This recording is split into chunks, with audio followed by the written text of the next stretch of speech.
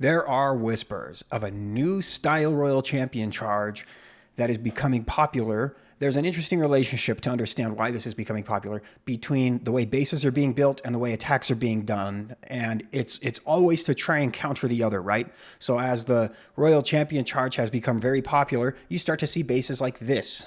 This is a base used by a very top player to try and counter the Royal Champion charge. Right? You can see defenses are placed in a way where it's going to make the Royal Champion kind of miss out, and it's going to make it extremely hard to break the funnel. So the way that the offensive side is trying to counter the bases is by taking the Rocket Spear and the Phoenix. What you're going to do is use the Rocket Spear at the very start of the braid to get these buildings, right? Because the Rocket Spear will get these 5. She'll still be standing right here, and then the next closest defenses are right here. Putting her into this area, making it very easy to break the funnel. This makes it easier to break the funnel. It's less risky, and it can be less spell intensive because you don't always use 3 or 4 invisibility spells. I think on this attack, I only used 2. So let's go ahead and take a look. You could be better than me about putting a couple of super barbs on that wizard tower up there to even speed this up faster, but I didn't even realize that until like now. So then I do it. But that does lower the shots to 1, right? One thing you do get advantage of, though, I will say really quickly, is because it's hard to get your Royal Champion right here, this area, I mean, it's never going to be baited. There's not going to be a tornado there. There's not going to be a bunch of bombs there. It's really hard to get your Royal Champion there. So it's much more risk-free, and it is easier than doing a Spirit Walker. You don't have to time invisibility spells perfect or worry about the pathing of the Royal Champion nearly as much. Maybe I use 3 invisibility spells here. I take 5, so I think I do end up with 2 at the end. So maybe I use 3. Yeah, and then one thing you do want to do, if you can, is draw the clan castle. This attack is pretty quick, and so I will put my queen down at the bottom here. Now that I have set, look at that Megan Fox funnel. That's just perfect. Look at that. You can't screw this up by putting your Root Riders down now. And if there are a lot of defenses ahead of your queen and it's going to be scary, you can put the siege barracks with her, or if it's going to be pathing right next to the Root Riders and they're going to tank for each other, you can use the troop launcher, which is what I choose to do here. So I'll put my poison spell down, I'll activate my queen ability so that she doesn't die, and then I will spam everything down just like you regularly would. You will notice if you looked at the beginning of this, I think I had about 25 seconds left or so at the end of this attack, so it is still very fast. It actually is a little bit faster than the traditional Royal Champion charge. Now, the pros and cons between the two, I'm sure you're probably wondering. This is easier to get a good funnel with.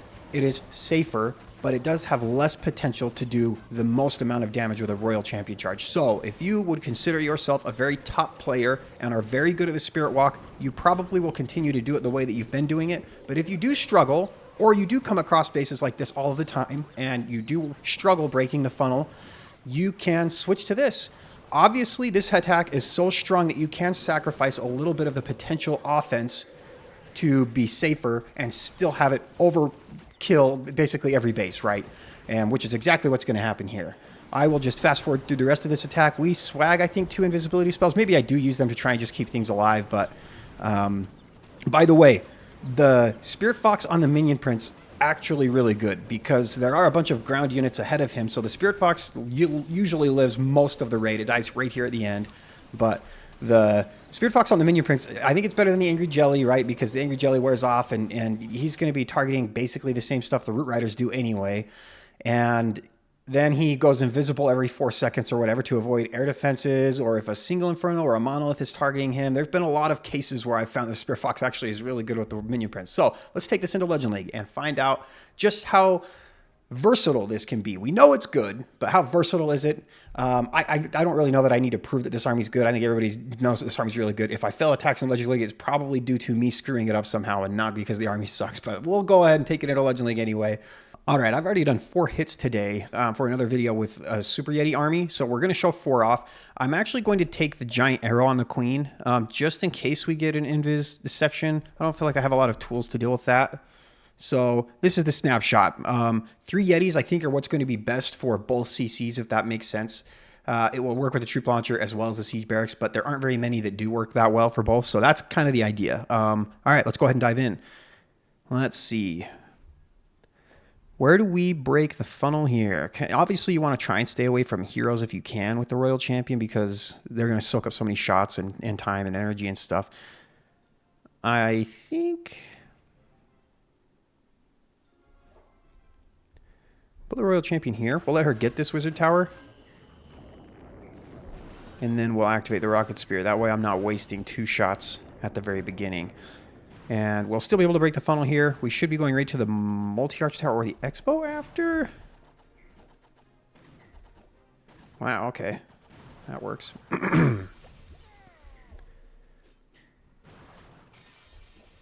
We'll get the Fire Spitter and then I think we'll call it good. Oh, I thought I just invised it. Perfect. Didn't want to waste another invis. Okay, let's set the Queen down here. We'll launch the Giant Arrow. And we'll put the Siege Barracks because there is a lot ahead of her.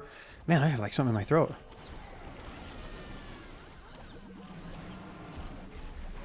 And the Royal Champion's still fairly healthy. So normally I would delay putting the Royal Champion down a tiny bit, but she's fairly healthy now. I don't worry about it too much. Is the Queen actually going to... Oh, Queen. Go direct by the Headhunter. Thank you.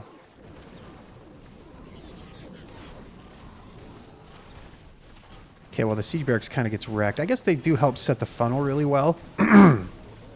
Let's just invis these Root Riders. That way they're not taking too much damage. And I think we should have something go to the Town Hall. Perfect. We'll take that. Okay, let's use the Warden ability now. That gets just about everything. And then we'll Overgrowth right over here. Oh, I was thinking maybe I'd get that Multi-Inferno too. Royal Champion dies. She's got the Phoenix, so I'm not overly worried about her going down. She'll still continue to give value. She really won't help a ton because basically she's just going to help get the king, but that's okay.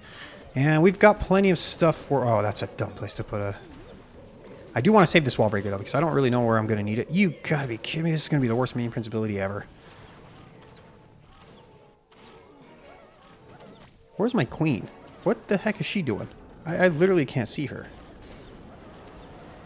Okay, there she is. What the heck? All right. Okay, we're going to wall break for that Ricochet Cannon. Maybe we can get something in there. Okay, Root Rider just got it anyway, so it didn't really matter. Yeah, I think we're okay. Minion Prince doesn't have any survivability anymore. But the Queen should have access to basically everything important left. Only 30 seconds left, though. Okay, we've got the Snotties that are continuing to help tank and get everything. Yeah, yep, we're good. Close on time, I guess, but fairly comfortable 3-star. And, okay, well, there goes that. All right, good. 1 for 1. Let's keep going. All right, let's dive into hit number 2. Okay, so we might actually be able to use the Giant Arrow here. Where do I want to break the funnel, though?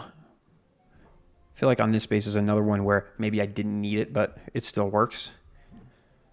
Yeah,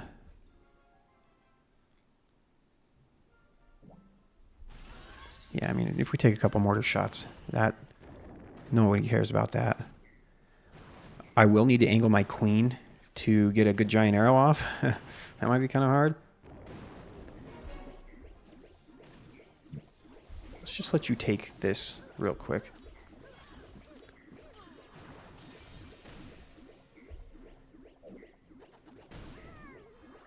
Perfect. Let's go get that Fire Spitter.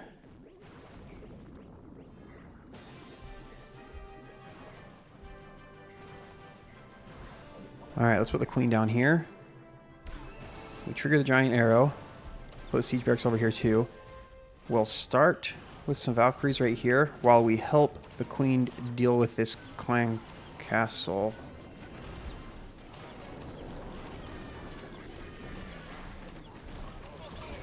Well, I thought... Okay, she will get it.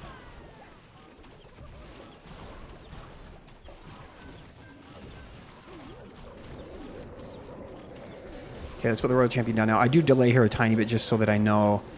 Let's pop the Warden ability now. We'll go this way. I want to go up. We'll get the Yetis inside of these walls too, the ones from the Siege Barracks. Oh, Minion Prince. Pointing in a good direction. Oh, that was so good. Good job, Minion Prince. Royal Champion goes down, but she's got the Phoenix, so she'll continue to provide value. And this one should be really crushed, right? I've got 2 invisibility spells that I can use with my Minion Prince. We can do a Minion Prince charge with the Spirit Walk. Yeah, it's still alive. Look at that. Go Spirit Fox. Look at that. Yeah, see, I'm telling you, the Spirit Fox with the Minion Prince is actually pretty good. Okay, we got to go invis now. Rip Spirit Fox. You did your job, though. You'll be remembered in Valhalla or whatever. I don't know. Oh, yeah, this one's actually crushed. There we go. All right. I feel like that was a good showcase of the Spirit Fox on the Minion Prince. It does work. So if you want to put like the Angry Jelly on your Royal Champion, you can feel super comfortable and sleep good at night knowing that your Minion Prince will do really well with the Spirit Fox. So I highly recommend Angry Jelly with the Royal Champion. 10 out of 10. All right, let's go ahead and dive in. So we're 2 for 2 so far. We've got 2 hits left. All right, we don't need to trigger any invis towers here, but we can use this spirit or the rocket spear to clear these defenses along this edge and get into this fire spitter area, which normally would be very difficult, right? And we can put the, oh man, maybe we'll tank for. I say we tank for the Royal Champion a little bit. That didn't work out the way I thought it would. Get what? Oh, you need to go invisible. Yeah, I probably could have handled that a little bit better.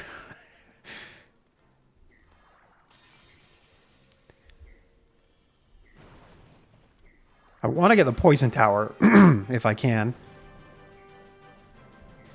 Oh, I missed it. I thought I had enough. Oh, that sucks. Okay, what we're going to do is we're going to start the Root Riders. It sucks. No, I've got to deal with that poison tower. Oh, no.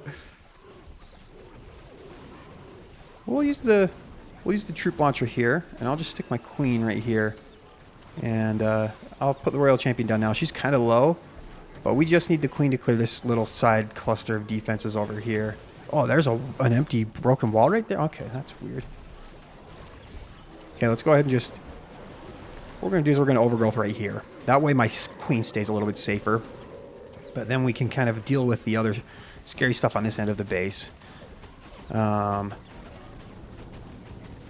Let's get that ricochet cannon down for the queen. Let's go ahead and rage right here. Royal Champion's probably going to die soon, but she will continue to get value from the Phoenix, so I'm not very worried about it. Yeah, that's a good Minion Prince ability, I think. Wait. Queen. Okay. This one's going a little wonky. Feel like it's worth it to invis the queen there, maybe. We're going to find out. She will get... She can't reach that multi-inferno, though. There's no way, right? That would be really bad base building if you could. I'm going to assume we cannot. Yeah, there's no way. Yeah, we're going to beat on a wall. But she's healing for more than she's being damaged. That's crazy. Really? Multi-infernos suck. Oh, no. The unicorn ran out. No! Queen! It's like 1 health. Wait a minute. Is that going to get it? Oh, my. Oh, it does. That's actually so sick. Minion Prince is the only hero left alive. Man, I butchered this. I really didn't do the Spirit Walk very well on this one. I'm like talking about how it's easier and less risky and stuff, and then I totally butcher it. Hey, we got the triple, though. That's all that matters. Jeez, that multi-inferno actually... Well, I mean, look at how much stuff is left. It would have gone down anyway, but that's still sick that Sneezy got it. Snotty? Freak, I can't even remember the names of them anymore. All right, last hit. Let's go. Okay, we get an Invis Core. This is like the only reason I take the Giant Arrow, or the Giant Arrows, just to help me deal with this kind of stuff. Where do I want to send my Royal Champion in from? Probably to deal with a Fire Spitter if I can, as well as the Royal Champion, which is the weakest of the 4 heroes, or the easiest to deal with, maybe. Not on offense. Definitely the strongest on offense, but... Oh. Get countered, nerd. If I'm taking the Rocket Spear like this, it almost seems worth it to, like, take an Earthquake or something. Oh, man, I was really late with this Headhunter.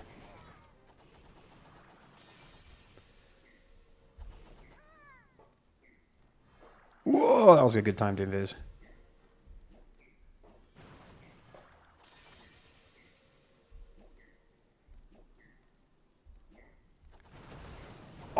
I thought we'd get that expo too. Oh! I forgot I needed to angle the giant arrow. Oh no. Wait, the queen's dead? Oh, invis you. Okay, we're gonna have to use the minion prince ability to trigger the invis in the middle now. Okay. I think we're still okay. Now, obviously, we don't really have much that can get the, oh, well, okay.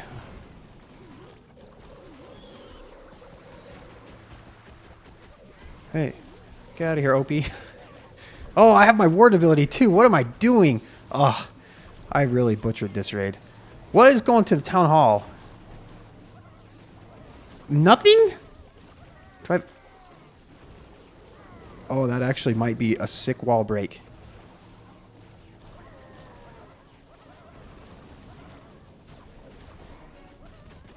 Okay, we just need to save the 2-star here. I don't care about tripling this base anymore. Go. Okay, we got it.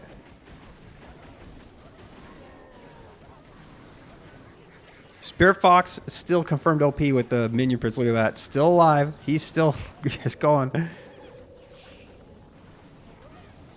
Look at that. Actually, man, I butchered this attack.